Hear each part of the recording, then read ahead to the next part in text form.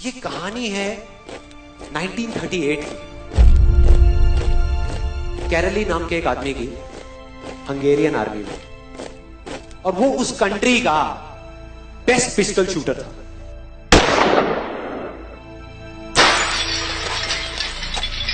जितनी भी national championships हुई थी उस कंट्री में, उसको वो जीत चुका था।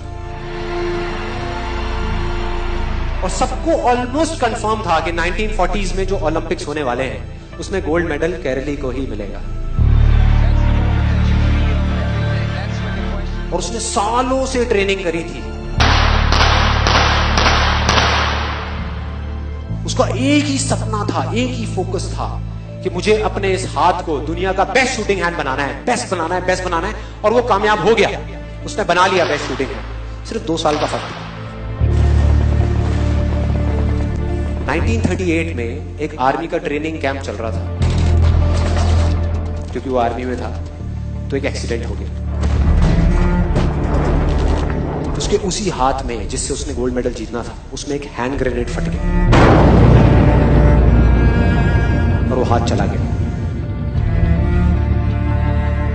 जो उसका सपना था, जो फोकस था, सब खत्म।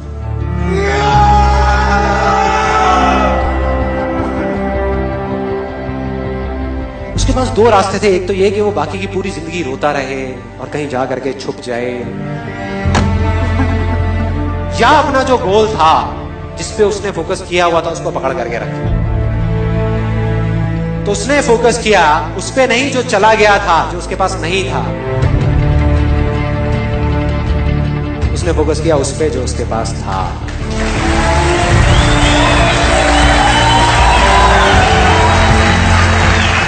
जो उसके पास था। और क्या था उसके पास में? एक लेफ्ट हैंड, एक ऐसा हाथ जिससे वो लिख तक नहीं सकता था। 1 महीने तक उसका हॉस्पिटल में इलाज चला इस हाथ के लिए। और सही 1 महीने बाद अपनी ट्रेनिंग शुरू कर दी इस हाथ की।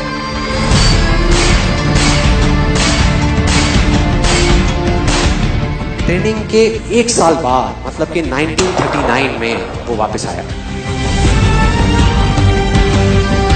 नेशनल चैंपियनशिप्स हो रही थी वहीं पे हंगरी में, और बाकी भी बहुत सारे पिस्टल शूटर्स थे वहां पे।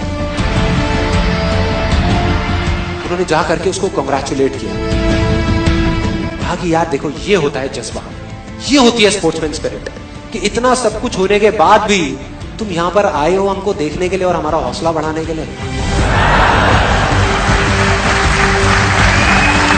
किसी को नहीं पता था कि वो 1 साल से अपनी ट्रेनिंग कर रहा था लेफ्ट हैंड की। और उसने जवाब दिया, मैं यहां पर तुम्हारा हौसला बढ़ाने नहीं आया, तुम्हारे साथ कॉम्पीट करने आया हूं, तुमसे लड़ने आया हूं, तैयार हो जाओ। और कंपटीशन हुआ। बाकी सब वहां पर जितने भी लोग थे वो कॉम्पीट कर रहे थे अपने बेस्ट हैंड से। ये कॉम्पीट कर रहा था अपने ओनली हैंड से। ओनली हैंड से। कौन जीता? The man with the only hand, Kairali जीत गया। लेकिन वो यहां नहीं रुका। उसका गोल क्लियर था कि मुझे इस हाथ को इस कंट्री का नहीं, इस पूरी दुनिया का बेस्ट शूटिंग हैंड बनाना है। उसने अपना सारा फोकस उठा करके डाला 1940 पे, जब ओलंपिक्स होने वाले थे। लेकिन 1940s के ओलंपिक्स कैंसिल हो गए वर्ल्ड वॉर की वजह से।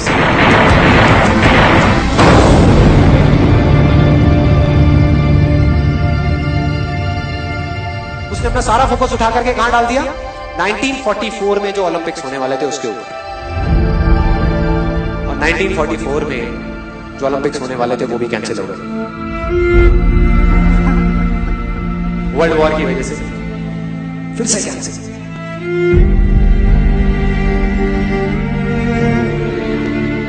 उसने अपना सारा फोकस उठा करके डाल दिया 1948 के ओलंपिक्स में। 1938 में उसकी एज थी 28 साल। 1948 में उसकी एज हो चुकी थी 38 इयर्स। और जो यंगर जो प्लेयर्स आते हैं निकल करके, उनसे कॉम्पीट करना मुश्किल होता चला जाता है।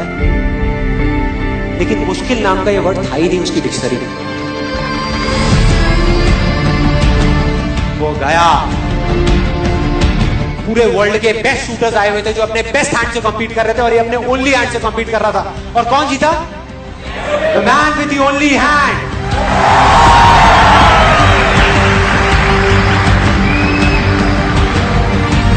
लेकिन वो तब भी नहीं रुका। 1952 ओलंपिक्स, दोबारा कॉम्पीट किया उसने, और इस बार गोल्ड मेडल कौन जीता? गैरल ली। 4 साल बाद दोबारा से, और पूरी की पूरी हिस्ट्री को बदल करके रख दिया ओलंपिक्स।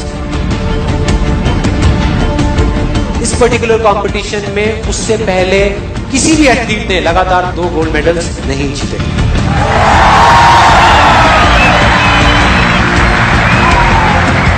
अब किसी भी लूजर के पास चले जाओ, उसके पास लिस्ट होगी बहानों की कि मैं इस वजह से फेल हुआ अपनी लाइफ में, इस वजह से मैं कुछ नहीं कर पाया। बहुत लंबी लिस्ट है। और दूसरी तरफ विनर के पास चले जाओ, उसके पास में 1000 वजह होगी वो ना करने की जो वो करना चाहता है, सिर्फ एक वजह होगी वो करने की जो वो करना चाहता है, और वो कर जाएगा।